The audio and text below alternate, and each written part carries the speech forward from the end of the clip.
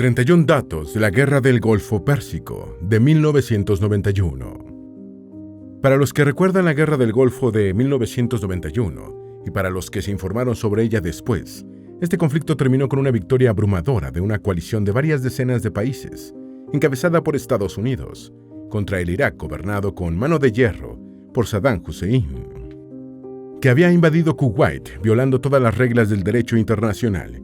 Y ciertamente la Guerra del Golfo fue eso, pero también muchas otras cosas, varias deliberadamente silenciadas al gran público. ¿Sabías que la operación estadounidense contra Irak pudo realizarse gracias a un falso testimonio de una mujer kuwaití? ¿Sabías que la coalición arrojó sobre Irak hasta 800 toneladas de uranio empobrecido, lo que se tradujo en un aumento significativo de la mortalidad infantil y de las malformaciones al nacer? La Guerra del Golfo fue la primera de la historia en la que la televisión emitió reportes en vivo desde los teatros de operaciones. En este video vamos a relatar con detalles todos los acontecimientos. Antes de meternos a fondo, no te olvides de suscribirte a nuestro canal y activar las notificaciones para mantenerte al día con nuestras actualizaciones.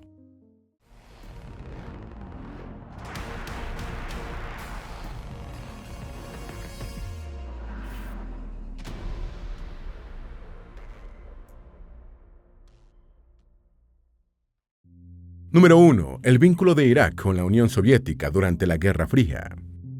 A lo largo de las primeras 3 décadas de la Guerra Fría, las relaciones internacionales de Irak se caracterizaron por su entendimiento con la Unión Soviética y sus fricciones con Estados Unidos. Estados Unidos estaba particularmente preocupado por la actitud iraquí sobre el conflicto israelí-palestino y rechazaba el apoyo de Irak a los grupos militares palestinos.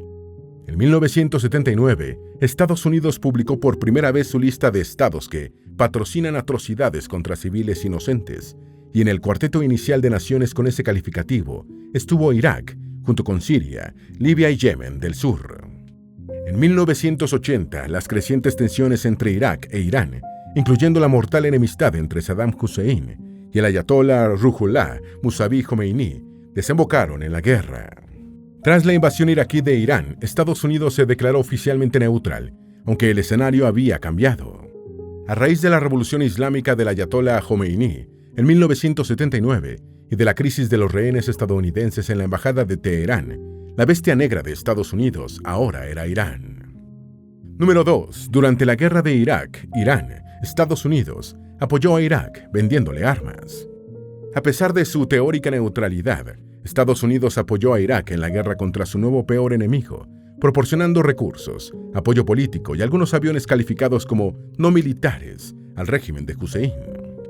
Tras los éxitos iniciales de Saddam, en marzo de 1982, Irán lanzó la Operación Victoria Admirable, una exitosa contraofensiva que llevó a Estados Unidos a incrementar su apoyo a Irak para evitar que los iraníes forzaran una rendición de los iraquíes.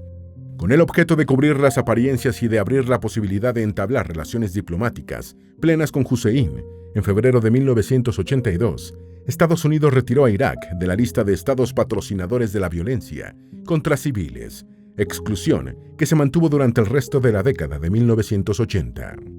Irak estuvo fuera de la lista durante todo el resto del tiempo que duró su guerra con Irán, y solo volvió a entrar cuando invadió Kuwait en 1990.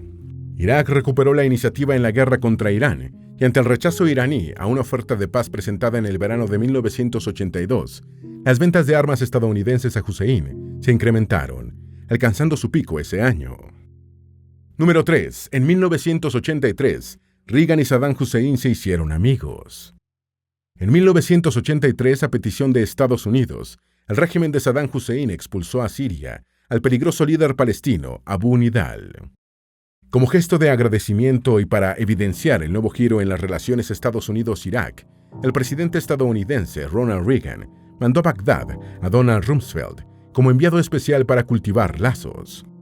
La guerra Irak-Irán, una de las más atroces de la historia, en la que Hussein ultimó armas químicas contra las tropas iraníes y civiles kurdos, terminó en agosto de 1988, casi como estaban las fronteras cuando comenzó, pero con hasta 1 millón de muertos, 2 millones de heridos y 4 millones de desplazados. Irak salió de la guerra con un profundo malestar social y fuertemente endeudado, debiéndole $14,000 millones a Kuwait y otra cantidad enorme a Arabia Saudita. Saddam presionó a ambos reinos para que condonaran las deudas, recibiendo sendas negativas. Número 4. Problemas con Kuwait. La disputa de Irak con Kuwait no estuvo exenta de reivindicaciones territoriales históricas. Durante el Imperio Otomano, Kuwait había sido parte de la provincia de Basora, lo que, según Hussein, legitimaba sus aspiraciones territoriales. En 1899, la dinastía kuwaití de la familia Al-Sabah se había puesto internacionalmente bajo protección del Reino Unido, y fue Gran Bretaña la que trazó la frontera entre Kuwait e Irak en 1922, durante las secuelas de la Primera Guerra Mundial. Con este establecimiento de límites, Irak quedó con una estrecha franja costera de solo 58 kilómetros en el extremo norte del Golfo Pérsico. En cambio, su vecino, el pequeño Kuwait, de menos de 18.000 kilómetros cuadrados, contaba con una línea costera de 499 kilómetros. En la fase previa a la invasión de Kuwait, Irak también acusó a su vecino de extraer petróleo del campo iraquí de Rumaila, situado cerca de la frontera, mediante una perforación oblicua.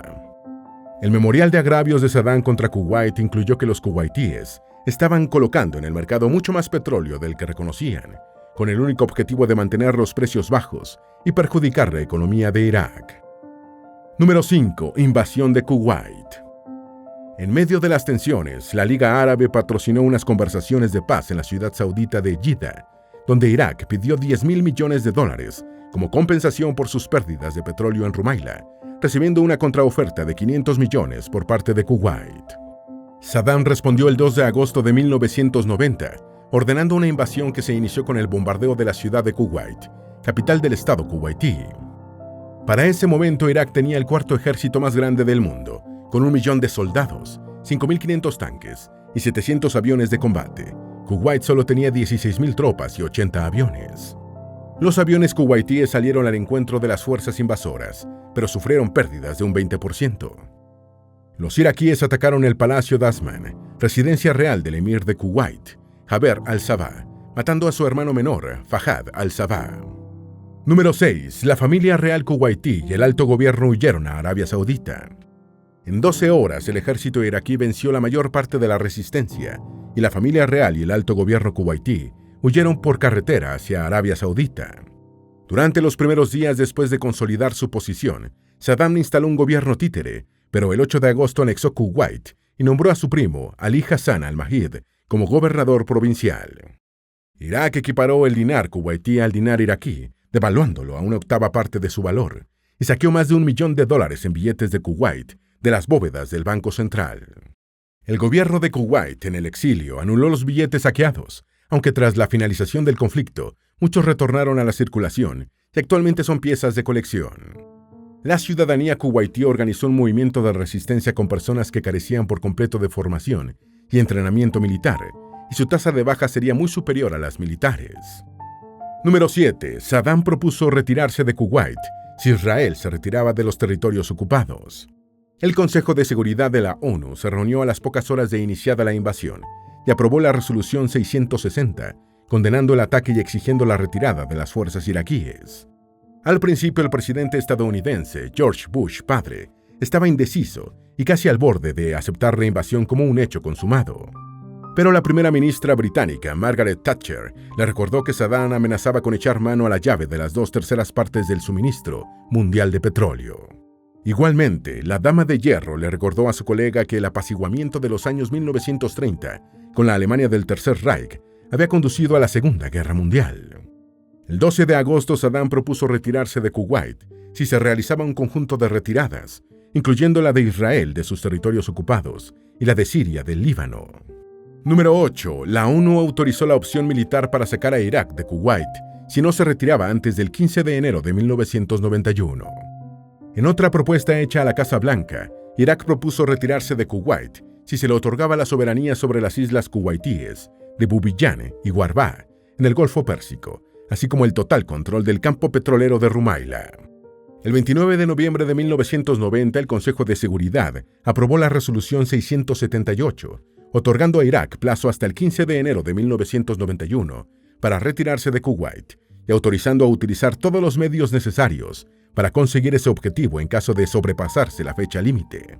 En diciembre de 1990, Saddam lanzó otra propuesta de retirarse de Kuwait, condicionada a la retirada de todas las fuerzas extranjeras de la región, a la solución del problema palestino y al desmantelamiento de las armas israelíes de destrucción masiva. Estados Unidos y sus aliados mantuvieron su posición de no hacer ninguna concesión a Irak hasta que no se retirara de Kuwait. Número 9. Con la invasión de Kuwait, Saddam quedó a poca distancia de los campos petroleros sauditas. Tras ocupar Kuwait, Irak estaba en situación de atacar fácilmente los campos petroleros sauditas, lo que preocupaba altamente a Estados Unidos y sus aliados. Poco después de la invasión, Hussein comenzó una retórica hostil contra Arabia Saudita, alegando que su reino, siendo títere de Estados Unidos, era indigno de custodiar los lugares santos del Islam. Irónicamente, era la misma retórica utilizada por el ayatolá Jomeini al atacar a los sauditas. Por temor a una acción de Irak contra los sauditas, Bush respondió que Estados Unidos lanzaría una operación defensiva para proteger al reino árabe, que recibió el nombre de Escudo del Desierto.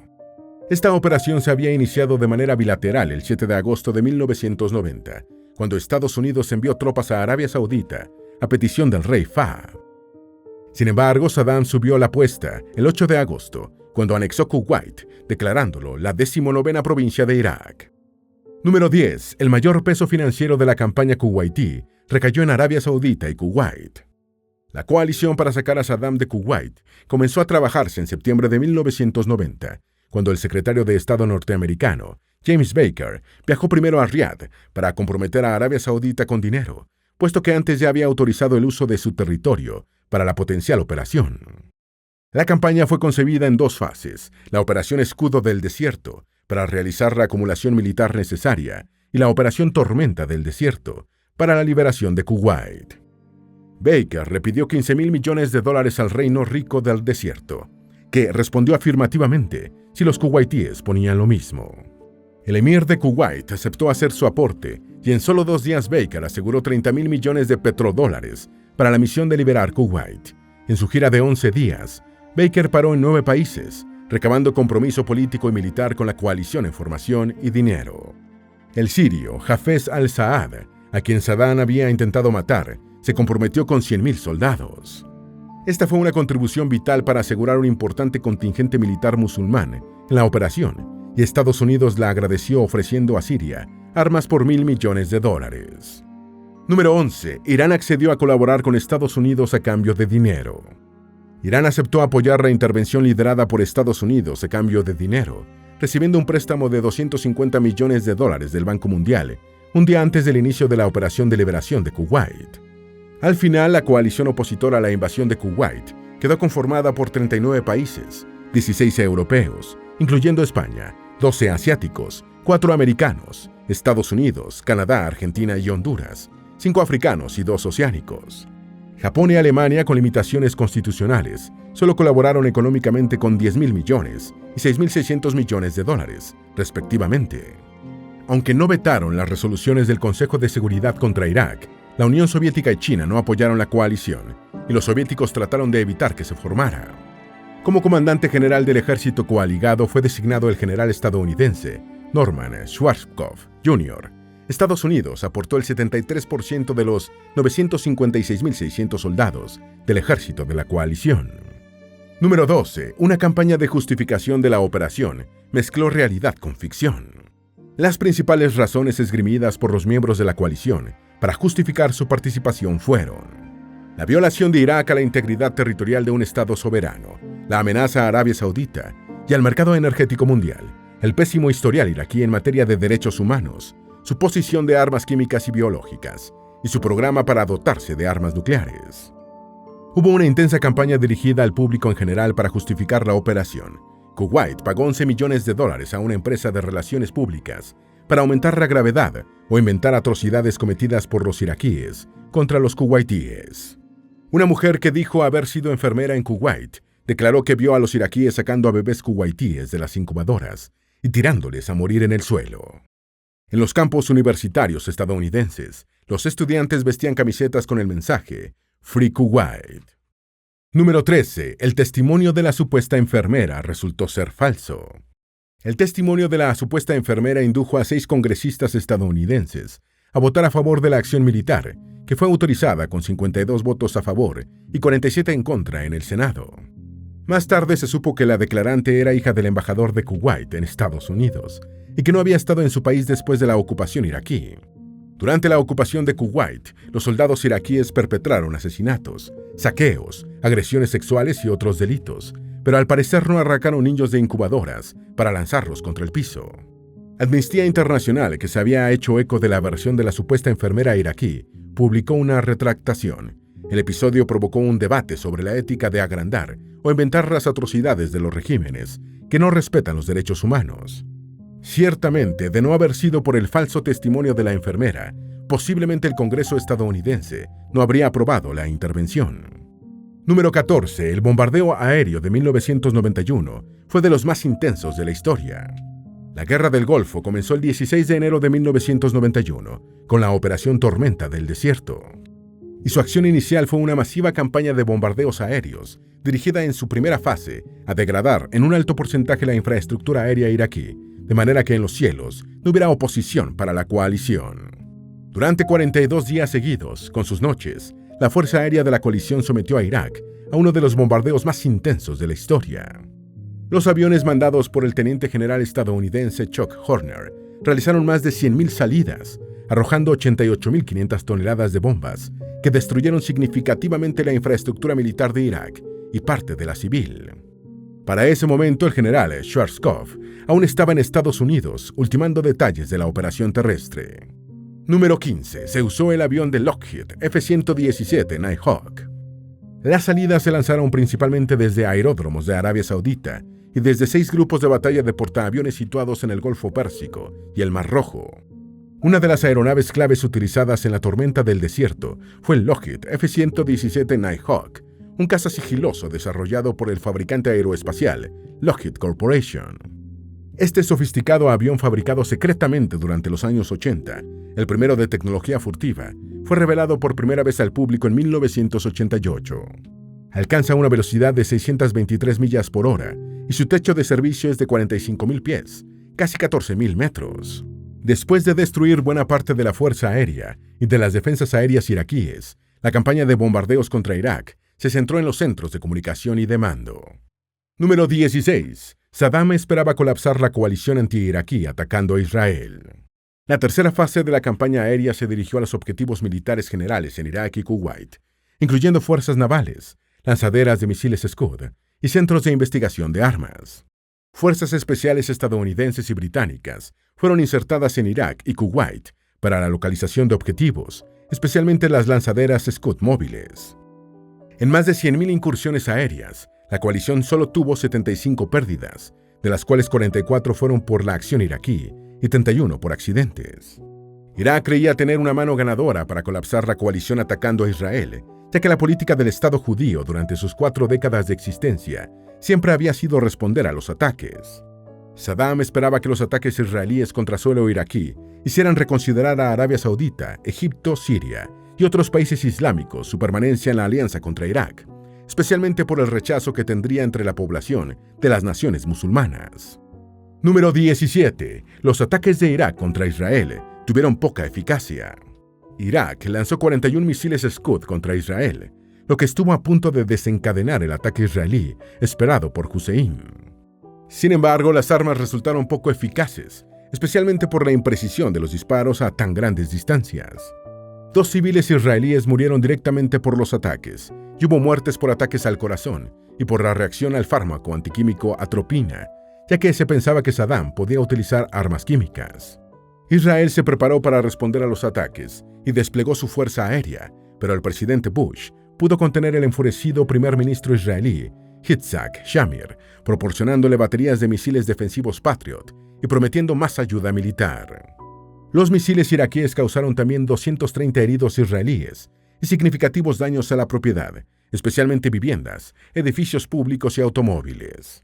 Uno de los hechos más dramáticos se produjo el 22 de enero de 1991, cuando un Scud impactó en la ciudad israelí de Ramat Gan, muriendo 3 ancianos por ataques cardíacos. Israel abortó una misión de represalia cuando ya sus pilotos estaban a bordo de las aeronaves. Número 18. Los países islámicos de la coalición mostraron diversos niveles de armamento y preparación. Desde un principio, los mandos occidentales que se encargaron de planificar y ejecutar las acciones terrestres en el teatro de operaciones sabían que la mayor amenaza iraquí era su gran número de carros de combate y vehículos acorazados. Inicialmente la coalición desplegó 500.000 hombres para defender a Arabia Saudita y en noviembre de 1990 se movilizaron otros 200.000 para estar en condiciones de realizar el ataque terrestre de liberación de Kuwait. En una segunda fase se aumentó el número de tropas para dar seguridad a la coalición. El Reino Unido y Francia desplegaron sus soldados en paralelo con el despliegue estadounidense. En cuanto a los árabes, presentaron una muestra muy dispar de poderío. Arabia Saudita, que tuvo un máximo de 100.000 soldados, exhibió su moderno arsenal occidental y a su guardia republicana como su cuerpo de élite. Egipto aportó 35.000 soldados y otros países presentaron una diversa muestra de armamento y de preparación bélica. Número 19. La operación terrestre fue precedida por acciones de las fuerzas especiales en puntos estratégicos. La operación terrestre para expulsar a Irak de Kuwait recibió el nombre de Sable del Desierto y comenzó con misiones secretas de las fuerzas especiales para destruir objetivos vitales iraquíes. Varios escuadrones del SAS británico insertados en Kuwait proporcionaron información sobre los emplazamientos de baterías de misiles Scud iraquíes escondidas. El 13 de febrero de 1991, algunas unidades de la primera y la segunda división de marines, situadas en la frontera saudita, ejecutaron algunas acciones de tanteo en el interior de Kuwait para medir riesgos, con vistas a la ofensiva terrestre.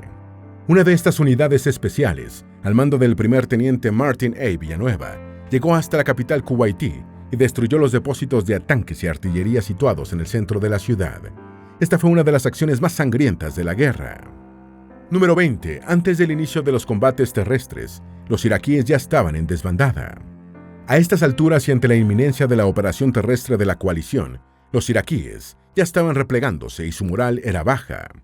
De las 42 divisiones desplegadas por Hussein en Kuwait, al menos 14 habían sido desbandadas y solo 19 conservaban entre 60 y 70% de capacidad de combate. Las restantes fuerzas iraquíes estaban en situación precaria y las deserciones en masa habían comenzado. El plan del general Sharkov contemplaba engañar a los iraquíes haciéndoles creer que serían atacados mediante un desembarco por la costa del Golfo, obligando a Hussein a concentrar tropas en esa zona. El siguiente paso de la coalición fue dirigir el grueso de sus fuerzas hacia el oeste, donde las defensas iraquíes eran muy precarias, consistentes en montículos de arena dispersos y no guarnecidos, campos minados y zanjas. Número 21. La coalición avanzó por Kuwait, casi sin oposición de Irak. Las fuerzas estadounidenses, que eran las más numerosas, estaban acompañadas por la primera división británica, con sus famosas ratas del desierto, y por la sexta división acorazada Daggett francesa. Los franceses ocuparon la posición más occidental, actuando como escudo protector de las restantes fuerzas coaligadas. El plan de ataque, que recibió el nombre de Hail Mary, consistía en rodear a los iraquíes en una acción envolvente, cortándoles al mismo tiempo la retirada. A los 2 días de comenzado el asalto terrestre, unos 100.000 soldados iraquíes ya se habían rendido ante el avance aliado, que atravesaba las pocas líneas enemigas como cuchillo en mantequilla, según ilustró un oficial estadounidense. Hubo, sin embargo, un enfrentamiento que se convirtió en la mayor batalla de blindados de la historia reciente. Número 22. Durante la Guerra del Golfo, se peleó la batalla de blindados más grande desde la Segunda Guerra Mundial. El 26 de febrero de 1991, cuerpos de blindados estadounidenses y británicos se toparon con más de 3.000 tanques de la división Tawakalna de la Guardia Republicana iraquí que se retiraban. La batalla 73 Easton, la única de envergadura durante la ofensiva terrestre de la coalición, duró 6 horas y se convirtió en la mayor lucha de blindados desde la batalla de Kursk en 1943 entre la Unión Soviética y la Alemania hitleriana, la más grande de la historia. Como hecho relevante, 9 tanques M1 Abrams y 2 M2 M3 Bradley estadounidenses, que se habían alejado del escenario de batalla, abatieron a más de 300 tanques de la división Tawakalna de la Guardia Republicana iraquí mientras buscaban al grupo principal. Número 23. Cuando la guerra terminó, la coalición estaba a solo 150 kilómetros de Bagdad. El 25 de febrero, un misil Scud iraquí mató a 25 soldados estadounidenses que se encontraban en un cuartel estadounidense en Arabia Saudita, quedando otros 50 gravemente heridos. Esta fue la mayor pérdida infligida por el ejército de Saddam a la coalición en los últimos días de la guerra Irak se rindió el 28 de febrero de 1991 y aceptó las condiciones impuestas por la ONU, incluyendo la restitución de la soberanía de Kuwait, el 3 de marzo. En ese momento, la sexta división acorazada francesa se encontraba a solo 150 kilómetros de Bagdad, pero los mandos políticos de la coalición decidieron detener el avance y terminar la guerra. En su retirada, los iraquíes iban incendiando los pozos petroleros kuwaitíes. Número 24. La Guerra del Golfo permitió evaluar la validez de la doctrina militar estadounidense después del fracaso de Vietnam. Finalizada la Guerra del Golfo con su objetivo cumplido de expulsar a Irak de Kuwait, la coalición internacional informó que tuvo 378 bajas mortales y 1 millar de heridos, mientras que los iraquíes registraron entre 25.000 y 30.000 muertos. La Guerra de Vietnam había sido traumática tanto para la sociedad estadounidense como para su liderazgo militar. Después del fracaso vietnamita, la doctrina militar estadounidense cambió, estableciendo que el país solo iría a la guerra cuando tuviera asegurada una notable superioridad bélica y que, siempre que fuera posible, las fuerzas terrestres solo entrarían en combate después de que la fuerza aérea hubiera degradado suficientemente al enemigo. Si bien la invasión de Granada de 1983 y la invasión de Panamá de 1988 a 1999 habían sido éxitos rápidos, la primera guerra estadounidense de envergadura, después de Vietnam, fue la del Golfo, ya que le tocó enfrentar al cuarto ejército más poderoso del mundo. Número 25. Los cazas furtivos estadounidenses causaron grandes daños sin ser detectados. La campaña aérea en el Golfo fue corta y abrumadora, una de las más intensas jamás realizadas. Los reportes estadísticos, muchos de los cuales estuvieron disponibles casi inmediatamente, demostraron la alta efectividad de la planificación y ejecución de la campaña, que supuso hasta 3.000 salidas aéreas por día. Si bien los cazas sigilosos ya habían sido probados en Panamá, la Guerra del Golfo fue su primer examen exigente y aprobaron con alta puntuación, ya que causaron enormes estragos en puntos vitales de las comunicaciones iraquíes, sin haber sido detectados y sin sufrir daño alguno. Los aviones C-5 Galaxy y C-130 Hércules demostraron su incalculable valor como caballos de labor, transportando a gran distancia decenas de miles de toneladas de carga bélica, casi sin incidentes.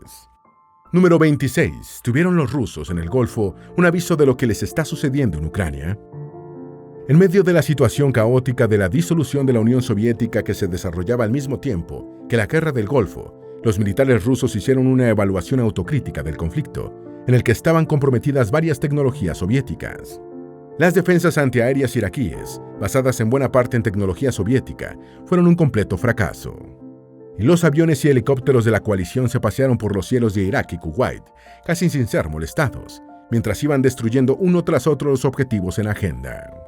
La Fuerza Aérea y las defensas aéreas de Irak no pudieron hacer nada contra los F-16, los F-4G Phantom y los Steel estadounidenses, y los Tornado europeos. Se afirma que solo el viejo sistema antiaéreo soviético Z-Sud-23-4 Shilka, en servicio desde 1965, salió con cierto honor de la Guerra del Golfo. El estatus de potencia militar de Rusia se ha visto cuestionado por su actual estancamiento en Ucrania, lo que hace recordar los fracasos de sus tecnologías militares en la Guerra del Golfo. Número 27. La coalición también cometió trágicos errores durante la Guerra del Golfo. A pesar del rotundo éxito militar de la coalición en la Guerra del Golfo, hubo también significativos fracasos. El más importante fue la alta cantidad de bajas civiles, que las fuentes cifran entre 100.000 y 200.000 personas. La mayoría de estas se produjeron durante los bombardeos de la campaña aérea inicial, particularmente los ataques a objetivos, que se suponía eran lugares relacionados con la fabricación de armas químicas, biológicas y nucleares. Al término del conflicto se confirmó que muchos de estos bombardeos fueron a ciegas, basados en informaciones de dudosa confiabilidad y sin una mínima confirmación sobre el terreno. Muchos lugares bombardeados nunca habían albergado centros ni de investigación ni de fabricación de armas de destrucción masiva. Número 28. Otras acciones de la aviación de la coalición causaron centenares de muertos civiles. La muerte de civiles no se produjo solo durante el bombardeo de supuestos lugares relacionados con la producción de armas de destrucción masiva.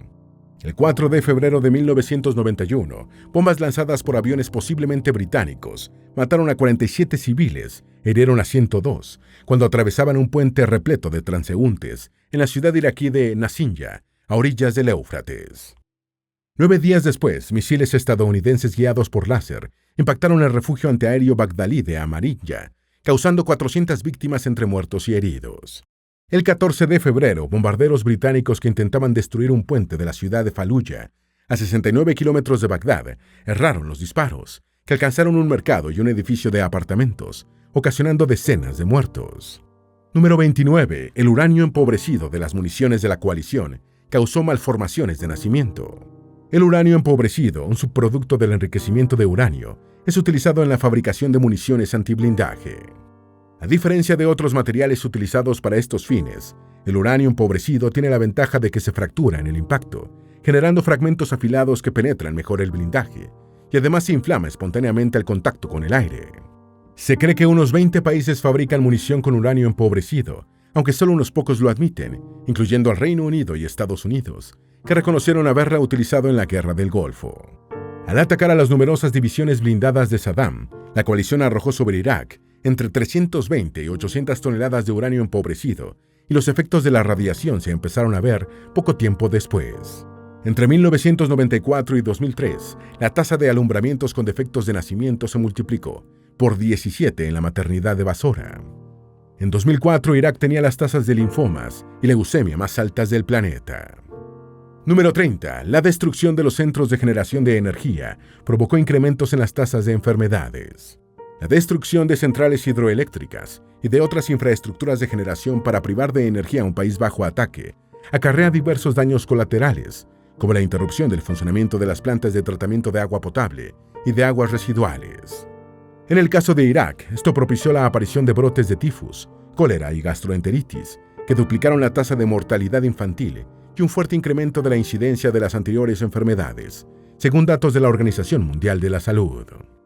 Número 31. La tasa de mortalidad infantil se multiplicó por 64 entre 1990 y 1994. Un informe de la ONU de 1999 se refirió a los efectos en Irak de la destrucción de infraestructura vital, como centrales eléctricas y de agua potable. Según el reporte, la tasa de mortalidad por cada 100.000 partos pasó de 50 en 1989 a 117 en 1997, multiplicándose por más de 2. La tasa de muertes de niños menores de 5 años por cada 1.000 nacimientos se multiplicó por 64 entre 1990 y 1994 y creció de 30 a 97 entre 1989 y 1997. Antes de la Guerra del Golfo, Irak producía anualmente 8.900 megavatios de electricidad. En 1999 esa cifra era de 3.500, una de las tantas consecuencias de este conflicto bélico.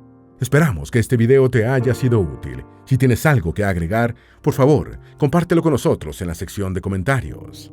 Dale me gusta a este video y envíale el enlace a tus familiares y a tus mejores amigos, para que también sepan más de los 31 datos de la Guerra del Golfo Pérsico de 1991. Si eres nuevo en nuestro canal, no olvides suscribirte. No se te olvide seguirnos en todas nuestras redes sociales, que van a estar aquí abajo en la descripción. Recuerda, un pueblo que no conoce su historia está condenado a repetirla.